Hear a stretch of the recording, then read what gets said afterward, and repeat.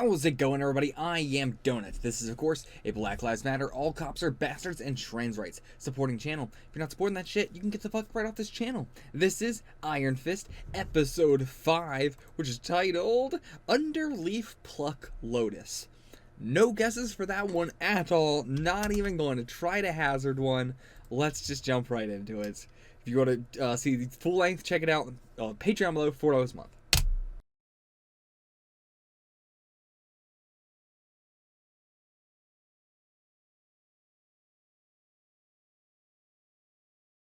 We're talking Iron Fist, episode 5. Jumping right into this with our cold open with the heroine, and we'll just like talk about that sort of plot point of the episode and just the season, really. That's what everything's about. So let's start there. When this cold open, first started, did you immediately, were you thinking anything besides Gal?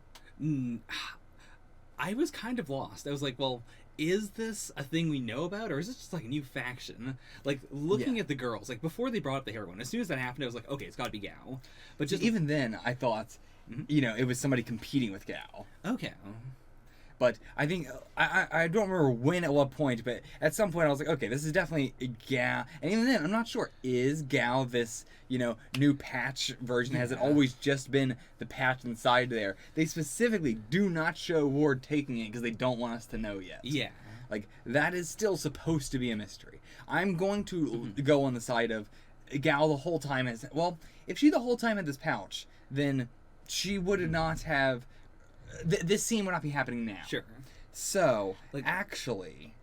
Like, and it also isn't just the patch. Like, they do say multiple different things. Like, there's an oral version, there's the powder version. Oh, okay. Yeah. I missed that. So it's not just the patch version. Yeah. Okay, but yeah, just not having to inject it anymore is still, going to be better no matter what. Yeah. But... Alright, so there still might be the powder version that Ward had, and then, that she's had throughout most of the series. And then... maybe the pad is, or the patch is a faster version of it, or like the reason they're coming out to sell it now is interesting. Yeah, because it's been around for a while. That's why I assume this patch was like. I mean, all these versions might be new, but the powder is what I assumed it was before. Right. Like it's always kind of looked like cocaine, and yet they call it heroin. And I've never really I never really thought about that, but like, yeah, I that now is making me think. She seems like she's always had the powder, so... Yeah.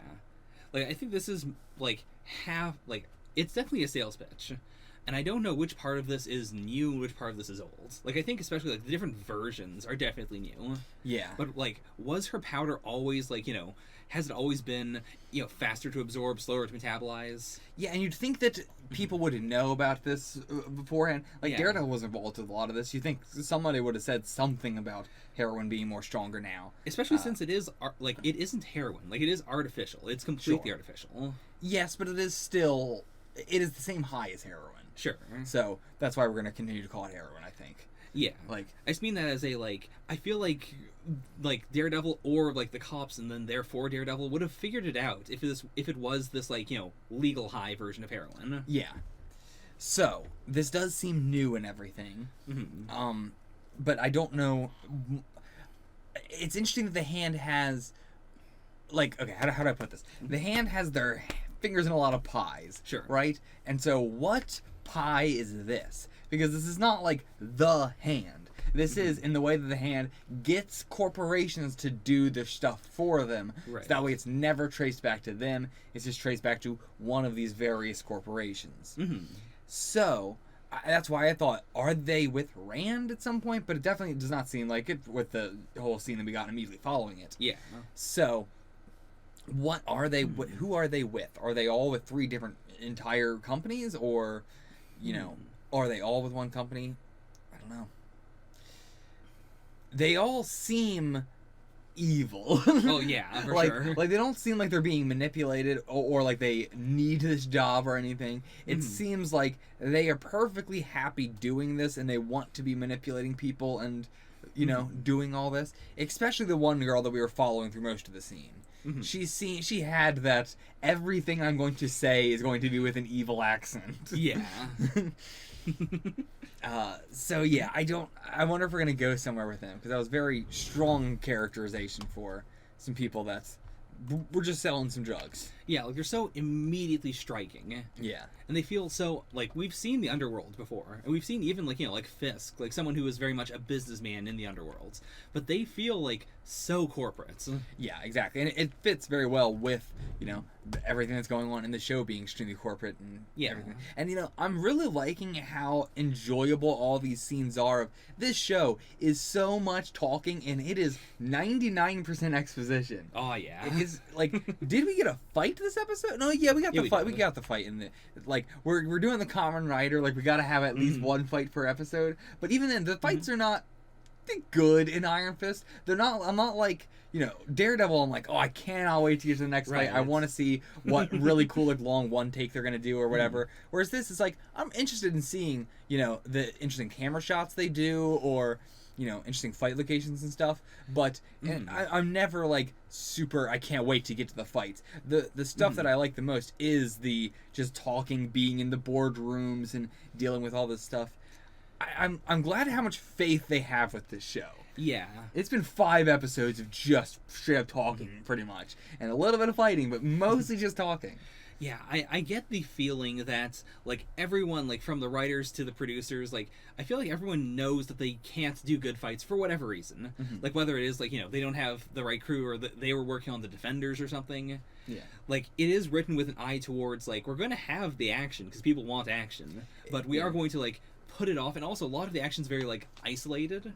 It is the like we will do this like this hallway fights, or we'll do a cage match, or like in that little hospital area. That sort of stuff is cool. Like that hospital fight is a good example. It wasn't a fight that I was very much interested in, where I felt like, oh no, Danny is going to have a really hard time here. It just like showcased some cool moments, breaking the knuckle duster and just like fighting through the boxes of papers and all that. It's a cool location. Same with the elevator hallway thing. It's a cool location, cool ideas, cool concepts. Shows us that the Iron Fist is stronger than Iron. That's what a lot of the fights do. They're like, they are a fight, but it's also a way to further like exposition. Which is a great way to do it. We're always learning something new in the fights. Yeah, whereas like a Daredevil fight tends to be like they're still telling a story. There's still information in the fights, but they will like linger longer on the fights because it is also a very visceral thing that you're looking at. Yeah, there is the danger of like is this actually going to break his arm or something? On a lot of Daredevil fights feel like a video game sort of thing in which you have a whole cutscene and then they go, oh no, the bad guys are breaking in. Daredevil, you have to kill them all. And then he beats them all up and then it's him exhausted at the end. It's like, okay, now the cutscene's going to continue. Yeah. But that's how a lot of it feels, especially with the one long shot sort of thing. It feels that like that GTA, you're watching a cutscene and then it like the camera slowly goes into the character's back and then you're walking and playing the character. Luke Cage had a lot of that too. We're watching the cutscene and it feels like we're playing the character now and then we come back out. Yeah, like Luke Cage fights were more focused on just the fact that he's invincible, so you don't have to worry too hard about him taking hits. And then Jessica Jones was a lot more of like, you're scared because you don't know what is around the fights. Like, is Kilgrave doing something? Is there something in the background? Like, they each have their own very different flavor when it comes to the fighting, which I find really cool. Same.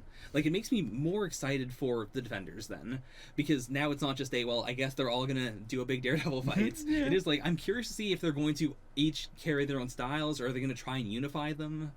And to be fair, also Jessica Jones has a lot of exposition and talking to with very, very little fights, but it's also very thriller. It's very, keeping you on the edge of the seat the entire time. What they're talking about is very scary and like, you never know when something bad is going to happen. Whereas this is a lot, we know the situation, we are just slowly working away at the situation. And, we're going as fast as we can, but Danny's not really having that problem with a lot of other just superheroes or vigilantes have of the, I want to do this and this and this and this. We talk about a lot with Spider-Man, but to a lesser extent, a lot of other characters deal with that as well. It's the classic superhero thing in general. But yeah, he doesn't really have to worry about that at all. Even with his job and everything, the hours don't really matter. He doesn't have a job there. He just is holding on the board so he can have all this time to do whatever the fuck he wants and just come in when he needs to. And even then, it was a mistake that he left his phone off this whole time. Yeah. That was just, an accident. But still, it gives him plenty of leeway. And it's not like he's not doing anything at the company. He is making big strides at the company, big changes and everything. Yeah. Meanwhile, having all this time to do all this other stuff. Yeah, like, the time he has is rationed out pretty well. If we had, like, a subplot where it's like, hey, you have to do reviews, go look at the employees, it's like, well, that doesn't mean anything. Like, anytime he does something for the company, it feels impactful. Mm-hmm. And it is furthering the idea, especially with this show tackling mental health and all that you don't need to have a 40-hour work week and everything. Yeah.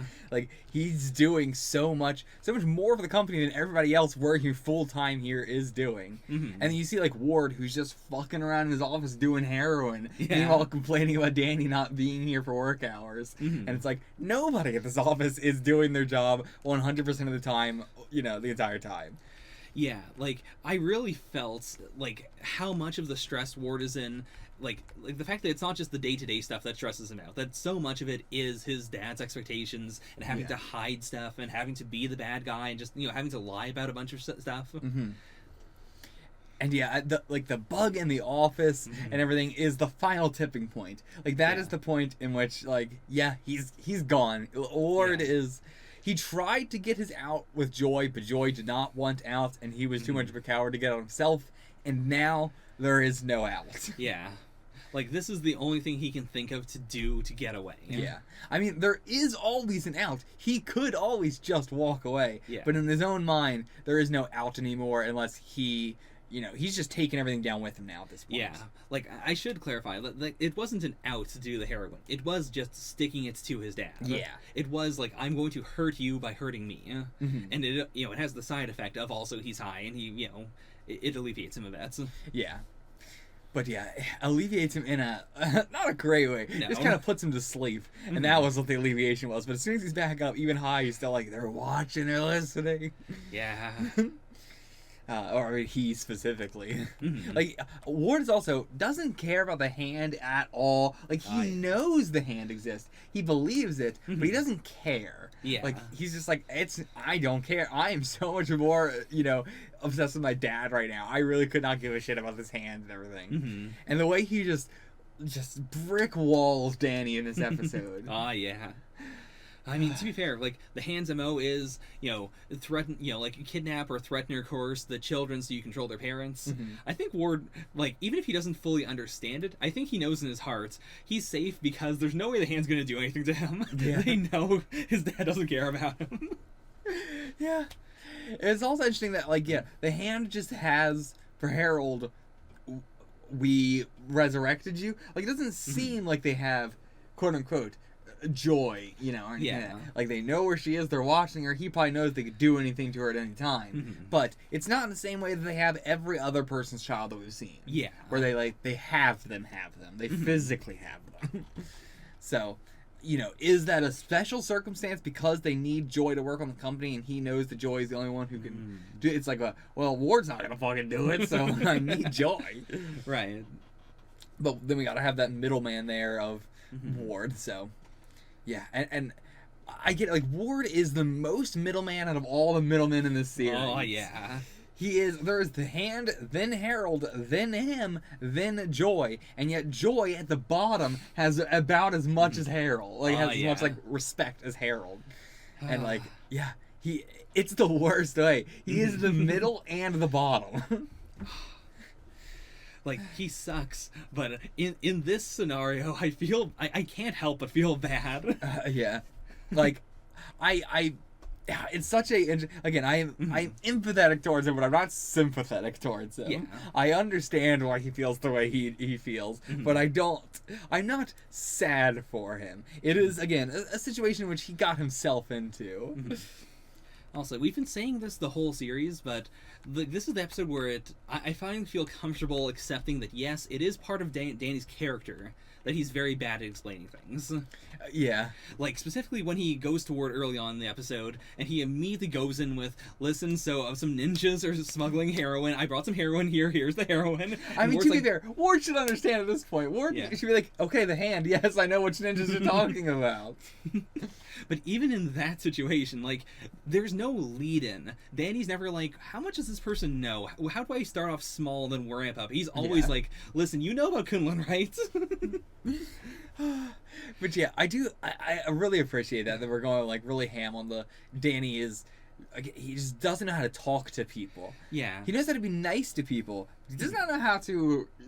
Yeah, he doesn't know how to explain things to people. Yeah, like, it sells how brutal, like, you know, how honest he is, how good-natured he is, by the fact that he doesn't have, like, in a series where everyone else is conniving and scheming and their plans on plans, he does not have any, like, subtext. He has no plans. He just does the thing, and sometimes it comes off really bad, but he does mean well.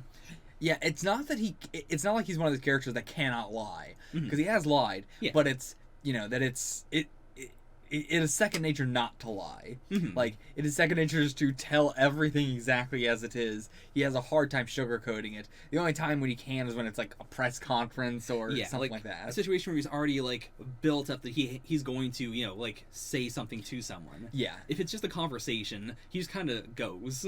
Yeah, again, I love how autistic Danny feels. Or again, he has to, like, you know, write out the conversation or read it off the thing, you know, before. Or even when they ask him about, like, his parents and everything like that, he gets very emotional. Or when sorry, not his parents. When they ask him about the psych ward in the previous episode. Yeah.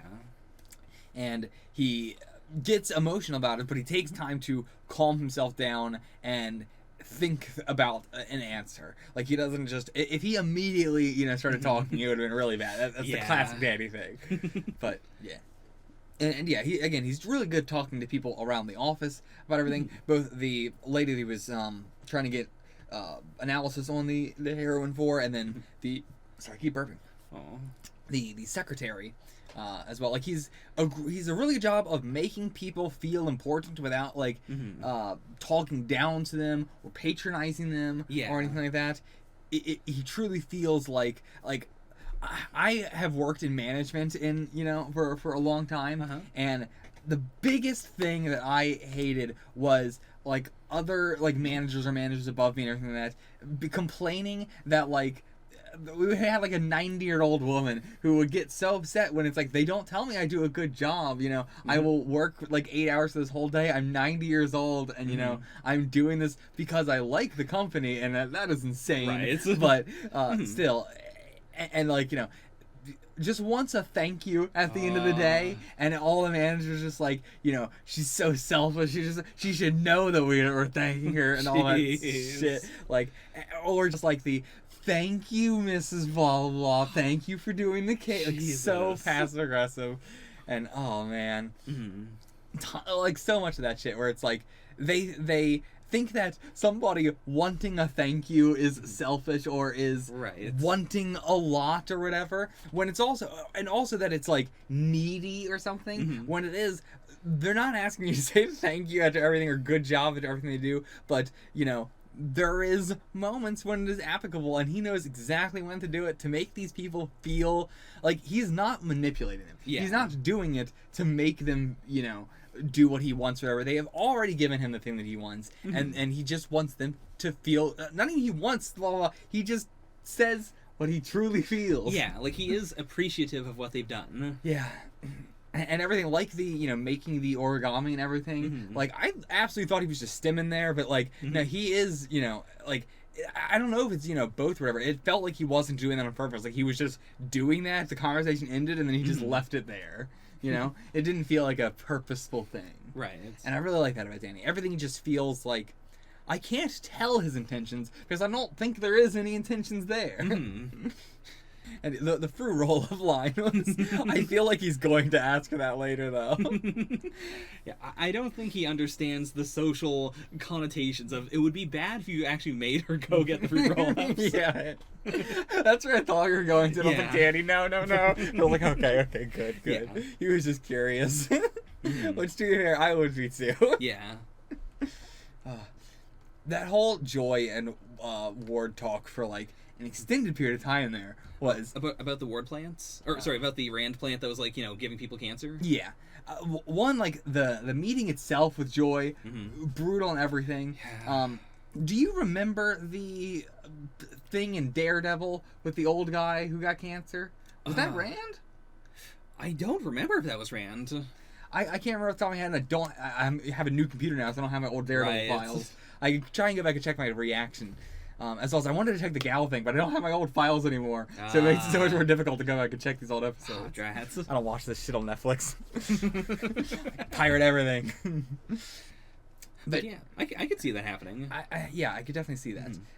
If somebody knows if that is true, let me know in the comments. Yeah, so their whole conversation with that, though, in the meeting, brutal, of course. I mean, it is, Joy is terrible. Yeah. But then the whole conversation afterwards and everything that is so, like, it goes on so long and it gets under my skin so much. Like, this show does such a good job of constantly, every single episode, going, here's terrible shit the Ward does. Feel a little bit bad for Ward. Here's terrible shit the Ward is doing, or his personality, or anything. Yeah. And then same thing with Joy. Same thing with Harold. Same thing with all of them. It is constantly giving us this roller coaster of not making me feel sad for them, but making me empathize with them, and then really quickly getting them under my skin again and going, oh, I hate you! Like, I think this, like, that whole plot line compared to Danny, and like Danny dovetails into it. Oh yeah. It is such a strong contrast between the two of them, because if Danny is someone who, if you approach him out of the blue, he says exactly how he feels, and if you make him feel good, he lets that out and lets you know that. I don't think Joy's capable of that. Yeah. I feel like because of the way she was raised and the way she has been brought up in this business, she clearly understands this is shitty, but I don't think she has the, like, capability to, like, get herself, get out of her mind and fully understand that A, this is bad, and B, she could stop this. Yeah. Like no doubt Joy has been brainwashed while Ward was a shitty, awful person from the get-go, but Joy has surpassed Ward's shittiness. I don't know, like, not as a person, but as a business person. Yeah, I'd say they're both in the same area of they don't realize that they can pull the brakes.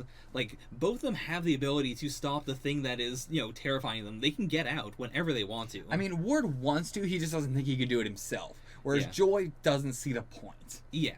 I don't think she wants out. Like, she doesn't see the point in getting out. Yeah, like, I don't think she realizes that getting out and this kind of thing not happening are correlated at all. Yeah.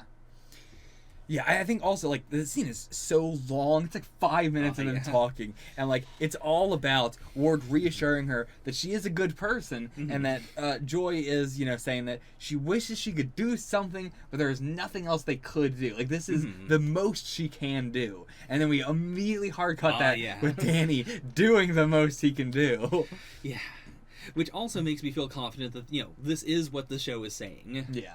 That it isn't the show isn't going to do the last minute twist of, by the way, we love businessmen.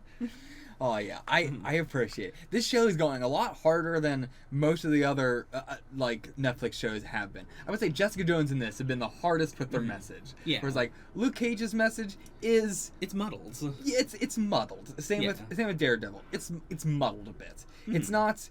I don't ever feel like the message isn't good or isn't, there. It's just, it's not as concrete, and they don't punch it in your face as hard as Iron Fist and Jessica Jones do. With, everything. And, I'm so excited to see where we're going to be going by the end of this. Like, especially with the homeless stuff. I'm really curious to see where we went with the homeless stuff. We really tackled that in episode 1, and we've kind of been putting that on the back burner for more just, like, mental illness sort of stuff. And I think that is a important thing to, we're going to be focusing mainly on, mental illness and actual illness and, physical illness, like the drug pills and everything. We're just going to be focusing on illness in general, but in a big part of that is, you get addicted to drugs and then you become homeless, or you don't have enough to afford your medical care and then you become homeless, or you are mentally ill and nobody wants to give you the help that you can, or... various shit like that. There's all that sort of stuff leads into the homelessness issue. So it's really, I can see what they're doing of establish it at the beginning, then show all the reasons like why we would have gotten there. Also, we've not followed up on the bird at all or the hawk at all. No. Just remember that. We're getting there probably. But this is a really slow burn. Yeah. For the plot, but I appreciate it. Yeah, they've got time. It's like Danny's whole thing. You go slow. You start slow, and then we're probably gonna kick it off at the end. Yeah, and like the series still has a focus on like where you live in general. Like it is Danny, being living in New York, living in Kunlun, like having to transition back. We've had like multiple episodes focused on like where he physically is sleeping and how he feels uncomfortable if it's too posh, but he feels uncomfortable if he's on the streets as well. Like there's enough there that I think they can retrofit some of the some of that stuff and tie it all back in later. Yeah, absolutely. Oh, I just realized I would absolutely love to see Danny Iron Fist up and just start punching the fucking anti-homeless shit on benches or anti-homeless spikes. That would be so fucking cool. But yeah, where do we go from here? We talked about like most of the big stuff in this episode. Yeah. Do you want to talk about the character, Claire? Oh yeah, Claire. I said the character. Ah, the character. But yeah, do you want to move over to Claire, or do you think we can still talk a lot more about the Danny stuff? I'm kind of like blanking right now on what else to talk about.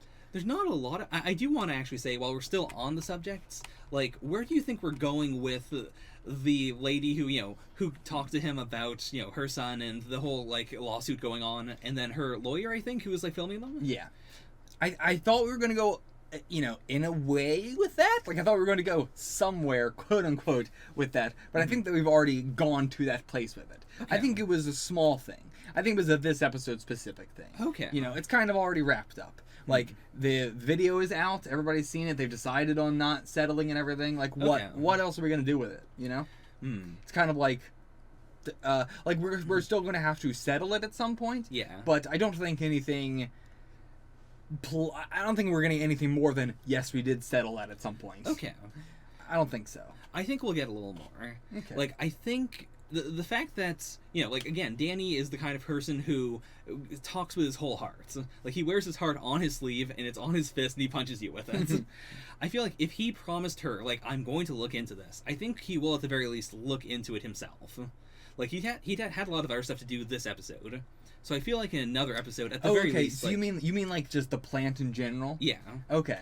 Like, I thought you meant like that case. I do think that the plant is going to be a big thing. Okay. But I think specifically that case is kind of like...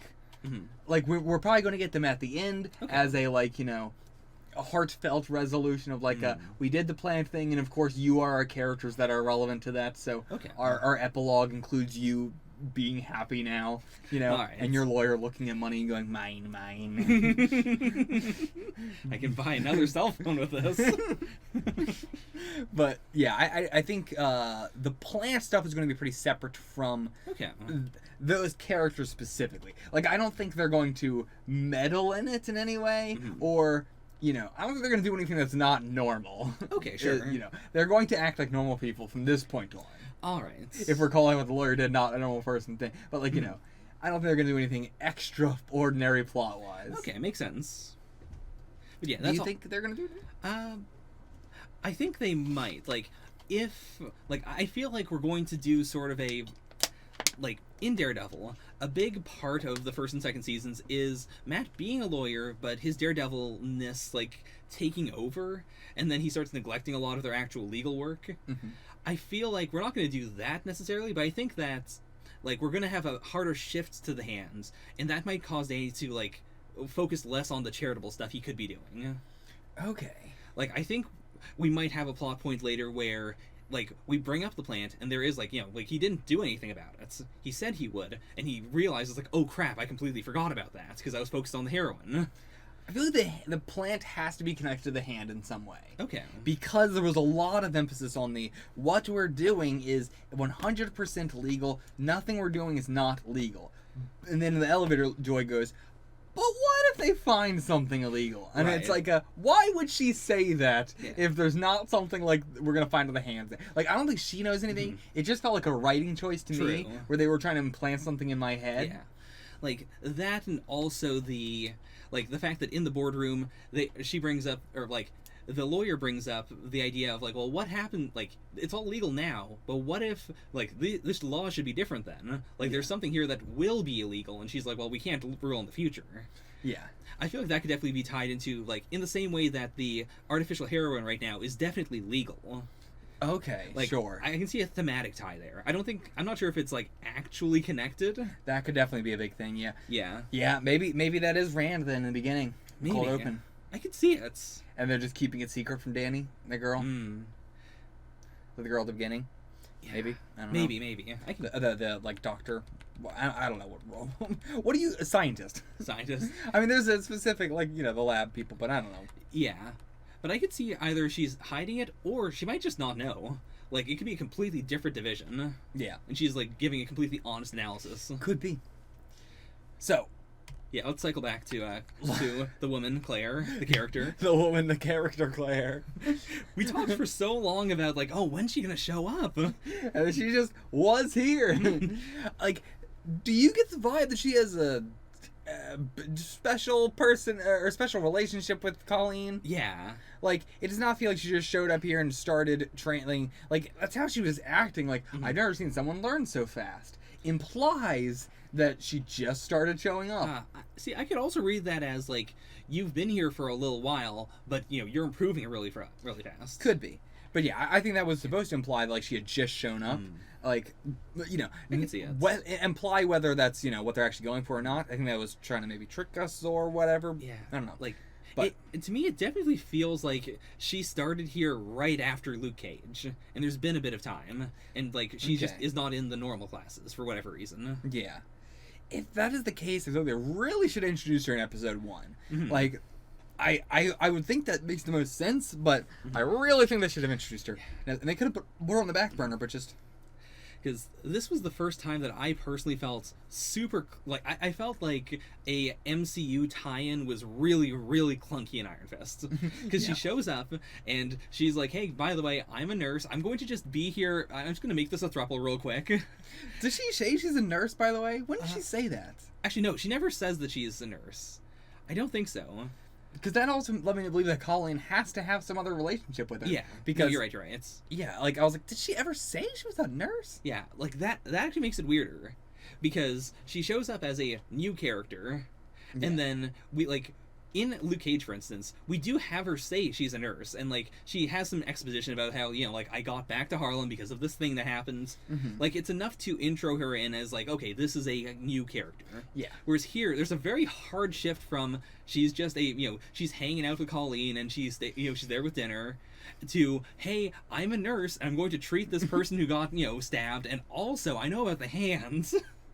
Yeah, like I think everything felt fine to me. I was like, okay, this is a little bit clunky, but whatever. It was specific when they were like, I know a nurse, and then we went to go get Claire, and then all that. That was when it was kind of like, okay, this is really forced, but yeah, it's fine, Like I should say specifically, it feels forced to me. Keeping in mind all of the series. Yeah. It still feels really weird that she would be introduced like this in this series, even assuming we know about her. It's like, what? I think my problem really is just stems in how she was introduced. I think she was introduced in a different way. I think everything in this episode wouldn't have felt as clunky. I think it just feels as clunky because it just feels like it's coming out of nowhere. I don't like the writing around her in this episode in general.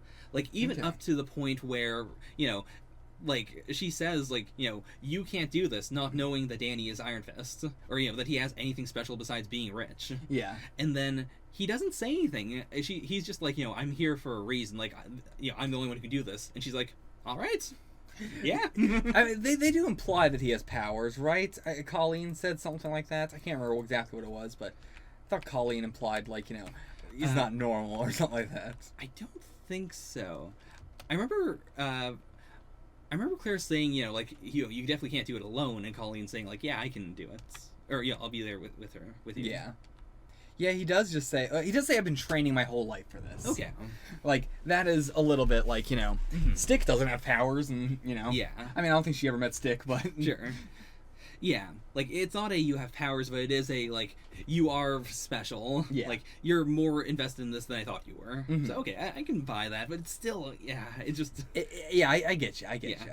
But yeah, I think I also just love Claire so much that I was willing to let it have a Oh, yeah. slide. And like I thought it was gonna be her relationship with Danny was gonna be incredibly weird. I was like, how are they gonna fucking do this? Like, Mhm. I just cannot picture the dynamic between them. But yeah, I actually really like it with the three of them Yeah. specifically. We're still see if we're ever gonna get a Claire and Danny by themselves scene, 'cause I'm not sure how that dynamic would work. They just feel so yeah. weird together. But yeah, I think yeah, Claire and why can't Colleen and Danny, great trio. Yeah, really strong. And yeah, I like that Claire is training more. Like, we already talked about that, previously. But yeah, I like that she's trying, and that Colleen is, I'm curious what their relationship is. Yeah. Because this is like, did she know her while she was? Again, we don't know if this is Hell's Kitchen yet or not. I still don't know if this is Hell's Kitchen. Mm-hmm. Have they said anything about where this is yet? No, we just know it's close to Chinatown. Yeah, but like, And Hell's Kitchen's like relatively small. yeah. So, but I mean, Hell's Kitchen's also next to Chinatown. So, Yeah. I don't know. We don't know. Because yeah, I mean, it would make sense if this is Hell's Kitchen and she has just been friends with it. But they also seem like their ages are, Yeah. I don't know how old Colleen is, and I don't know how old Claire is. So I don't know. They just are. They have that big, like, giant, tall lesbian, small lesbian energy. Yeah. But Yeah, I really love like the vibe of Claire noticing that like this extremely rich man is trying to force his way into Colleen's life, and he's setting up chairs and stuff, and she's like, this doesn't feel right. I'm just gonna be with you. I did not actually take it as that. That's how I took it. Okay. I took it as her being like, I am very poor and I want food. Now it's specifically because like I felt that it was I'm going to insert myself here because this is a weird situation. I don't want to leave you alone with this guy. Mm. And then once he felt comfortable with Danny was when she was like, hey, you know what? I'm just gonna go. I'm gonna take all the food. Okay, I can definitely see it as that. Yeah, I was definitely seeing it more as a just like, Claire is the kind of person who's just like, fuck it, I'm just gonna stay here. I do not care about the awkwardness at all. I can see that too. Like, Claire has been doing that before. She's always been the third wheel. She's very, very comfortable being the third wheel. Oh yeah. It's a character dynamic that works really well for someone who is going to be in multiple series. Yeah, And she doesn't feel weird like that. Like, yeah, it does fit her perfectly. absolutely. And yeah, the dinner was incredibly awkward, but for the rest of the episode, I really, really like Danny and Colleen. I surprisingly, for once, I like a straight couple. It is very surprising too, because as soon as the scene started, I went, oh man, I would just wish these two were lesbians so much. I know they're not going to do that. And then I immediately hard switched to, actually, I really, really like Danny and Colleen. I can't believe they did that. I cannot believe they managed to make me think that. But yeah, I think they're adorable together. I think, like, Danny has, like, he has slight himbo energy. Like, he's not big enough to be a himbo, he's not dumb enough to be a himbo, but he has the kindness and the respect, and like, yeah, I think Colleen could just sense how soft and how personal, like, that he truly does care about her more than anybody else in the world could. Like, I don't know if there's someone that could care about you more than Danny could. Like, if Matt or Luke came to me and said, by the way, I bought your place, I'm your landlord now, come with me to fight ninjas. Yeah. I would take that as a threat. Exactly. Whereas when Danny does it, like, it's still a weird power dynamic, but I trust him more. It feels more like he was trying to do a good thing. Yeah. I don't think it is a weird power dynamic because, like, how do I put it? What is the power dynamic there? Like, they are both very powerful. Sure, he's got the iron fist and everything, but I don't think when people are talking about power dynamic, they're talking about a literal physical power dynamic. I mean it as I own your house. Yeah, sure. But I'm just going through all the things. Sure. But yeah, in that sense, it is like a, Yeah, that did make me a little bit uncomfortable. The I am your landlord now, as opposed to like I am just going to give you this money. Right. But again, I think that it stems from the Danny doesn't know what any of this stuff means. Yeah. He's just doing stuff. Like he does mean I am going to be giving you money to pay your house. Yeah. But what he thinks that means is I am your landlord now. You're paying me. Yeah. Or, I mean, like you know, that's what it sounds like. Yeah. But that's not what it is. Mm-hmm. And yeah, so I think that's a lot like with the dinner as well. Like he doesn't know what takeout means. When he hears takeout, he thinks. I mean, to be fair, that's probably what his father actually did. Yeah. Like he said, my father ate at this restaurant all the time. But then I don't know. Did he just tell them I would like to order takeout, and they were like, we don't do that? And he's like, I am Rand. I would like to order takeout. And they're like, okay, we'll do something. I think so, because again, like we know Danny almost never left his house. So if it was takeout, it would have to be we come to your house with all this stuff and we're gonna set it up for you. No, but I'm saying, do you Yeah. think his dad did this, or do you think this is a Danny specific? Like, it sounded like that we just ate at the restaurant. My dad always took us to this restaurant, and so I wanted takeout from this restaurant. They don't do takeout, but I made them do takeout. Okay. I could see it like that, but I did take it as his dad probably did this. Okay, I could see that too, but I feel it's very Danny to just call them and be like, yeah, you know. Like, I don't know how it would occur, but he would have to say his name, like, Yeah. you know, not actually trying to be like, you're going to do takeout and I'm making you do takeout, but just he just casually says his name and I would like to do takeout, and they're like, yes, Mr. Rand, of course, we'll bring the table and everything. It's so good. I could definitely see him saying something along the lines of, hey, is this, so-and-so restaurant? I used to go here with my dad, Wendell Rand. I scared with my dad, Wendell Rand. Yeah. Say the full name. Well, no, it's Danny. He would just say my dad. Yeah. And they would be like, wait, who? Who's your dad? What does this mean? Yeah. Also, I did actually like Danny and Colleen bonding over the eating donkey and everything, Yeah. and Claire just being like, okay. I really like that because again, it is their dynamics as a trio are so different. Like, it's not a hard Danny is the super rich white guy, because he has struggled, he has faced adversity. It feels weird saying that. Yeah. But yeah, I mean, let's be honest. Yeah. There is quite a little bit of the Danny is the white savior. Danny is Yeah. the especially last I believe it was last episode where he was talking about the abuse and everything. Yeah. But yeah, it is a lot of the. When he was talking about the I wanted to be the, I don't remember what it's called, but not the Iron Fist, something else. Yeah, I think he just described it as, he wanted, the highest title. He wanted to be the protector, but he didn't really understand why. Yeah, and yeah, same sort of thing with Rand and everything. But yeah, it is that, Danny has a hell of a lot of ambition. I mean, first of all, let's just say that. Danny has a incredible amount of ambition for somebody that doesn't really know why he has that amount of ambition. But it has been kind of beat into him by his father mentally, not even in a, abusive way Harold, but in a slightly abusive way, probably. Let's be honest. Probably. But yeah, he has that I was made fun of for being white, and I wanted it so much more just because I was white. Danny has a lot of that. Yeah. But I feel like for the most part, they do it very they can't not do it. Yeah. They've kind of roped themselves into it, and I feel like they are doing a very good job of, handling it in a good way. It's complicated, and compared to something like Doctor Strange, for instance, which is almost exactly the same in terms of origin, Doctor Strange doesn't really handle it. They kind of just skim over it.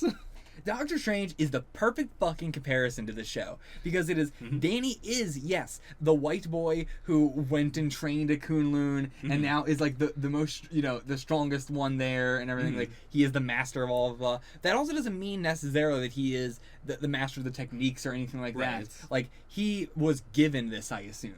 It's not like he's trained enough to be able to use the considering only one person can be one at a time. I assume it's something that has to be, you train up to be a certain thing, and then he can use his ki for certain things. Yeah. The Iron Fist is something different. It is ki, but you have to. Yeah, it's like a special thing passed down or given to you. But yeah, but anyway, he is very connected with that culture, and that culture is his culture. He grew up there, so he might as well, be a part of that culture and everything. Yeah. He was raised by them. And like that allows him to have these, this connection to Colleen with her own culture and everything. And she comes from, it seems like she comes from a Japanese and a Chinese. I assume her dad is Japanese, mom is Chinese. It seems like probably. I could see that, yeah. Because she's got a lot of both of that. But yeah, he can really connect with the Chinese side of her family. Like, I don't know what's up with Kunlun because it's another dimension and everything, but it's just China. Like all the customs are exactly China. But so I don't know if it is China then went into another dimension somehow. Right. Like that's Kunlun or something. I don't know. But yeah, I just love that. And then Doctor Strange is just, I am white man. I have these powers. I have no connection to this, place at all. Yeah. Like they do have to actively, like, have like Wong, for instance, do jokes that are more like Western inspired. Yeah. Where the joke is like this is a Chinese guy, but we're not going to do anything Chinese with him. Yeah, and there's a lot of like the Wong still having the culture. I'm like, oh, I want to buy this the Hulk smash ice cream or whatever, and like I already have enough money for I can like that whole scene felt very like Doctor Strange is still using American currency and everything like that. Wong is still using this the currency of. I'm not sure if it was specifically they had their own currency or something. I assume it was just Nepalese currency. Yeah, I assume it was not. Why can't I think of the name of Doctor Strange's group? A Camartage? Yeah, Camartage. I assume they did not have a Camartage gift store with Wong bucks. Don't get your Doctor Strange bucks. He definitely did not try to buy a sandwich with Wong bucks. Can you exchange my Wong bucks for US dollars? Why did you print these, Wong? Okay. Back to Iron Fist. Yes, but yeah, I think that the comparison between the two could not be any more obvious. Like, Danny is so respectful of all this, and I love this compared to Doctor Strange, which is like the one I hate the most out of the MCU. Oh, it's so night and day. And it has even more of, like, I appreciate that when Doctor Strange does his, like, all right, I gotta do a special move, he always feels annoyed. Like, he always feels like, time to do this stupid shit or whatever. Whereas Danny every time is like all right, let me calm down and do my, meditation and practice and everything like that. It's like Danny has good reasons to be upset if he, does that kind of thing because he was abused. Yeah. Doctor Strange doesn't. He was just a big asshole who showed up and learned everything. It's great that we get to see Danny meditating. We get to see Danny practicing this stuff. We get to see Doctor Strange be an asshole to people. He just is an asshole who reads a lot of books that he got really strong. Yeah, I love that. I appreciate this connection. I think the scene where they were both practicing their or I mean, like he was doing the thing with the katana, and she's like, "No, this is how you use it," and everything was so sexually charged and everything because it has their culture behind it too. And honestly, that added a hell of a lot to the relationship dynamic of them and everything. Like, Strange just does not have that coolness factor to him because he does not find himself to be cool. Right. And I think I'm cracking the code. Okay. That's why Doctor Strange is fucking sucks. He does not think he himself is cool. He does not think he himself what he is doing. He would rather be doing something else. Yeah. He would rather have a Glock if he could pull the trigger, but his fingers are too weak. Yeah. And I think that's really, he really feels like he was like, I would love to shoot a bow. I would love to have supernatural powers. I would love to have anything else than the thing I'm doing, but I am stuck with this thing. Right. So, what else do we talk about? Do you want to say anything about Danny and Colleen? Like, I said a lot about them. How do you feel about them? I feel pretty good. I'm a little more reserved, but, like, I like what they're building right now. Like, I'm really curious to see how this, like, ties into Colleen's, I guess, more, like, aggression. Yeah. Because so far it seems like that is one side of her, and when she's with Danny, she is, calmer and more relaxed now. Like, he used to really piss her off, but now she's gone, she's a little calmer. And I'm curious if we're going to get a scene of her, like, like fighting someone, getting really aggressive, and Danny being the one to like pull her back. Oh, I do not think he would pull her back. Like, based off this scene in this episode, I feel like their relationship is going to be me, Danny, I am the only one who cares for you, and I am the sweetest, nicest boy in the world. I am also going to let you absolutely demolish somebody's face if you want to. Okay. Like, that seemed to be, you know, his thing. Of, Right. like, you know, we are both very oppressed. Like, again, we Sure. have a lot of that where he equates himself to being as oppressed as, like, Colleen is, as, you know, being poor and Asian and, you know, assumingly coming from two different cultural backgrounds and everything. And, yeah, like, but he really is, you know, going into that mindset of it is okay to let loose, it is okay to get angry, and just, you know, sometimes we want to fight. There's nothing wrong with, you know, being in that cage match or anything like that. Sure. That was perfectly fine, and you don't have to justify, like, oh, the first time I did it for money, the second time I didn't do it for money, that was hypocritical. And he's like, it doesn't matter, you had fun, you know? And that's all that matters, is that you enjoyed it. And, like, as long as you are living your best life, that's really all that matters. Right. It's And yeah, it might be dangerous, but that's the kind of life we live. You know, we live the life in which we're constantly at danger. We're doing better for everybody else, but putting ourselves in peril for it. And yeah, I that is why I love relationship. Like I said back in the cage match that I love when a show will let their female characters go feral, and I love that Danny seems as well like he wants Colleen to go feral. okay. So that is what I'm hoping for. I am hoping that he does not pull her back. So then we got the whole fight with the chemist's bodyguard and everything. And do you have anything to say about that fight? It was a whatever fight. It was very dark and close quarters. And Yeah, I think the focus there was less of the fight and more just like, what the fuck is going on? yeah, like there's a lot of surprise factor. Oh yeah, it felt like the first time we went on the boat and Daredevil trying to find whatever the fuck his name. I can never remember goddamn names. People know what scene I'm talking about. Yeah. You know, I gotcha. it's that scene of you walking in just going like, what the fuck is going on? Oh, is this? Am I supposed to be beating up this person? I don't know. Yeah. I do love whatever these shows can sell that, like, I do not think that what we're doing right now is the best thing that we should be doing, but we don't have any other option. Yeah.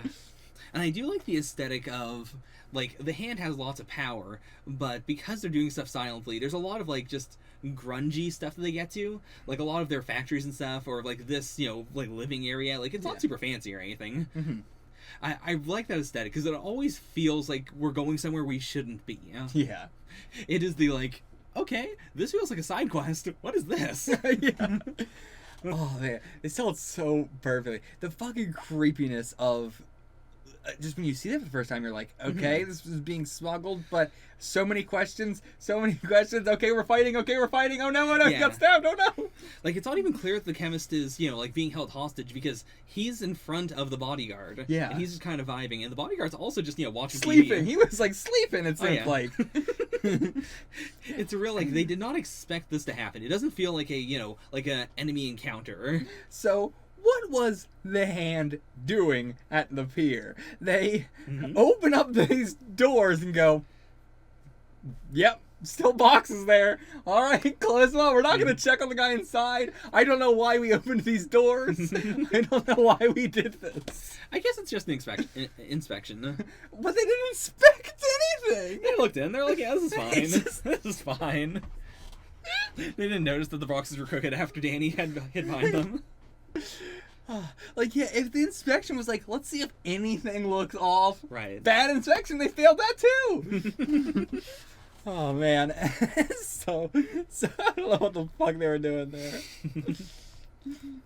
Also, I don't know if there is a worse character choice that any characters made in any of these Netflix series than jumping out of this car with this stabbed man. They could have at least waited till they got to a stoplight, till they got to a stop sign, anything. There's so many points in which this car could have slowed down. You could have just gotten off of it. But no, we have to jump with this man who's been stabbed into the windshield of a moving car. How they did not kill themselves, I do not know. And like the way they're on the hood was also I felt so much like they were just gonna slide off and get run over when they were trying to stop. I don't think they're going that fast. They weren't, but it's still, even when she's going like 1 mile an hour stopping, they're like almost sliding off. Right. Like, what? This is the worst plan. It worked. It only worked because they wrote it that way. But fuck, man, that scene with Claire, like all the Claire scenes have been very. She's gonna do some doctor stuff, and I'm gonna look away and go, no, stop healing this man. It's gross. But this scene was like the first time where like I felt like it was a cool Claire scene. Okay. Like they weren't just trying to do all right, Claire has to heal this person up, so let's make it look gross and then gross out the audience. But like where they were trying to do a cool improv medical scene and stuff. I don't think I've ever seen someone do this as like a quick patch up. Yeah. But yeah, really, really interesting and a really great way to like again showcase her skills in this first episode. Yeah. Like I would say actually Luke Cage getting the like no, what was she doing? She was trying to do something behind his eye, but I can't remember what the point of it was. It was that like he had like head trauma, like his brain. She was trying to. There's blood up in there. Yeah, she was trying to get the blood out. Yeah, and she had to like suck it out. Yeah. I think that was the only other time where I can think where they have like showcased Clara is going to do something interesting as opposed to just like. Just healing up this person in the way that a normal doctor would. Yeah, like that one was really cool because it was the like. How do you like do it when you can't pierce his skin? Like this is actually a problem that I didn't think about until right now. Yeah. So yeah, I hope like that sort of stuff is very interesting. This was a great way to show her as a capable doctor and everything like that. Now, yeah, what reason is there possibly for Claire to not go get Daredevil? For her to not just get Matt? They're not in Hell's Kitchen. He loves Hell's Kitchen. Secondarily, I don't think she knows where he is. What do you mean? He stopped practicing law at the end of season 2. Yeah, but he still lives in the same house. I mean, we don't know that. He may have just left. Okay, if we find out that he moves, then sure. Sure. But otherwise, she knows where he lives.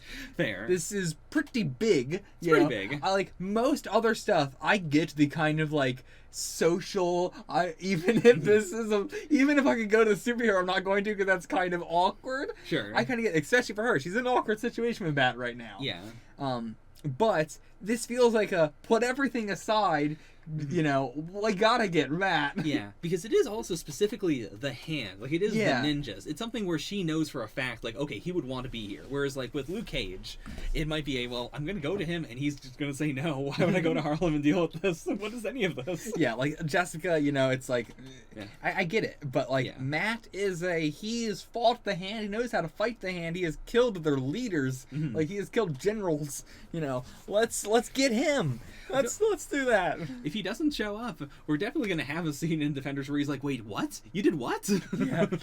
But yeah, this is the first time in the Netflix shows where I'm feeling like, it doesn't make sense why we're not going to have this other character come in here. Yeah.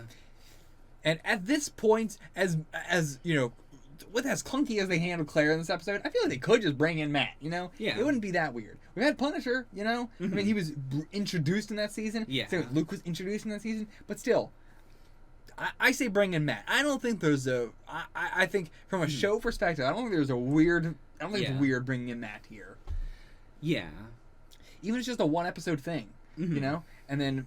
something happens, but yeah, like you could definitely do the hand is big. Matt's already doing something else involving the hands. It's all the way over there. You don't need to get involved. Because I also don't want to spend 6 goddamn episodes of Defenders trying to like connect all these fucking characters together. Yeah, it would speed that up a bit if we can connect Matt in this. Yeah, because then you have Jessica and Luke are already connected. It would be extremely smooth. Yeah, we already have plenty of connections to characters, but we don't have Danny connected to anybody right now besides Claire. So. We definitely need that. Same with Punisher. We don't have him connected. Well, no, we have him connected to Matt. What am I talking about? Yeah. I was gonna say he wasn't connected with Claire, but that doesn't matter.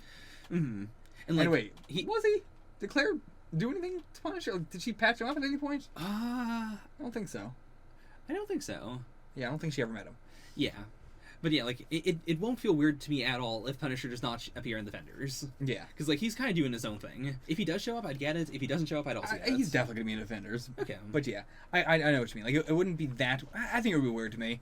I think it would be weird. Yeah. He's like one of the number one. Like, he is, I think, going to be, like, the driving force of the Defenders. Okay. Like, the rest of them are going to have to keep him in check morally, probably. But still, I think he's going to be, like, the one that's really driving we need to be doing something right now. Like, I could see that. Okay. Same with Danny. They both seem like the very much so, we need to be doing something right now, whereas Luke and Matt and Jessica are all the kind of, we can do it tomorrow. Mm-hmm. Yeah, I'm really curious to see what they'll do, because I can easily see the transition from like the end of Iron Fist right into the Defenders, if it is a like, this is the point where I grab Matt and, you know, where everything starts snowballing. Yeah. But also, I don't know if I trust that Danny can take out the hand. Like, Matt isn't more of a, like, I trusted the whole time that Matt would be able to, and, like, you know, that the whole thing going with Matt and Stick was interesting because of that. yeah. But with Danny, like, with him at the pier this time, I was like, if he gets caught, I don't trust that he's going to be able to face off against guys with machine guns. Yeah. You know? He can't do flips to dodge bullets. You're right. And same with Colleen. Like, what are they gonna do? She's just gonna take out a katana and just be like, pew pew pew, deflect bullets with a katana. I don't think so. So, I'm worried. Yeah. And you know, I don't think these two can do it by themselves. And I'm curious. Colleen can handle multiple people, but again, with machine guns, Danny can handle multiple people with machine guns. He just moves the fist real fast. He'll be fine. But hey, maybe Punisher will show up. We keep talking about Matt, and then just Punisher shows up. Hey, I got my own machine gun. Anything else you had to say about this episode? I feel like we touched basically everything. We had the ending thing with Madame Gao. Yeah. We finally got the face reveal. We know what she looks like. Oh, we know what Madame Gao looks like now. Oh. I mean, do you have anything to say about the final scene? We've gotten this kind of thing multiple times. Like, it's still, it's always gonna be shocking when it's like, okay, well, they're just ready to die. But like, yeah, we've seen it many times. We know, established, understood. I'm curious to see if she / the Hand have an anti-Iron Fist like thing in place. Okay. Because the Iron Fist is a sworn defender of the Hands, and we know the Hand's been, you know, just like doing stuff on Earth for a while. Do they know about him? Like, how do they see the Iron Fist? Because Danny was trained to fight the Hand, but he also thought of them as like, you know, Satan. Like, you know, like there's an evil force out there. They might not be real. Well, to be fair, he was also I also thought that was interesting, but now that I thought about it more, he is in Kunlun, and they're saying that we need you to be Iron Fist to protect Kunlun in case the Hand comes to attack Kunlun, which only opens every 15 years. Right. It's a very like, okay, so I really only have to worry about it on that one day, you know. And so I get why, it kind of feels like a boogeyman, especially because on that day he left for some reason. Yeah. Like, I mean, that's a good question. Maybe he like walked through the portal or whatever, so he could like, you know, guard it against the Hands. Well, no, because again, he didn't think that was going to be a thing. Right. Know? When Hera brought it up, he's like, "Oh, I didn't really think I was going to have to." I keep saying I'm going to, but that's just the thing I say. I mean, I can still see that though. Like, if the people of Kunlun said you have to go to the other side and, you know, stay there to, you know, protect us from the Hands, and he didn't really think that was going to happen, but he was like, "Okay, sure, I'll stay there." And then he waited a day, and it was like, "Well, they didn't come, so I guess I'm going to go take my business back." Yeah, I'm just here now. Yeah, maybe. I don't know. Because I haven't really thought about why he went through, you know, knowing that is his duty, that he should be protecting Kunlun. Yeah. Or like why, you know, maybe there is other Iron Fists. Maybe there's other Iron Fists. Maybe we got another Iron Fist. You can go home now. You know? Okay. See ya. Like, that wouldn't break the series if the other one is in Kunlun. Yeah. They would just be like, yeah, we're not going to have to worry about him for 15 years. And it is so specifically a fist. Like, Madame Gao being like, "Are you sure it wasn't a fist?"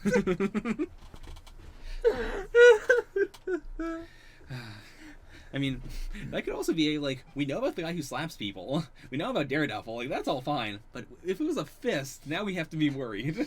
I mean, Luke Cage has used the fist. If that could have very easily just been Luke Cage. Well, see, Luke Cage doesn't punch straight on. He does this. It's not a fist. It's fine. She would tell. She would know. Or conversely, if Luke was there, maybe she would have also done the like, "Oh crap, this is the Iron Fist. We gotta get ready." All right. I mean, I don't have anything else to say about this episode. Actually, just going back through, I think we've covered pretty much everything. Yeah, and there's a lot of setup this episode for next episode. Like, there's a lot of balls in the air ready to come down. Oh yeah. I am super duper enjoying Iron Fist though. Like, god damn, I enjoy the show so much. Yeah, it's really good. Dang, good.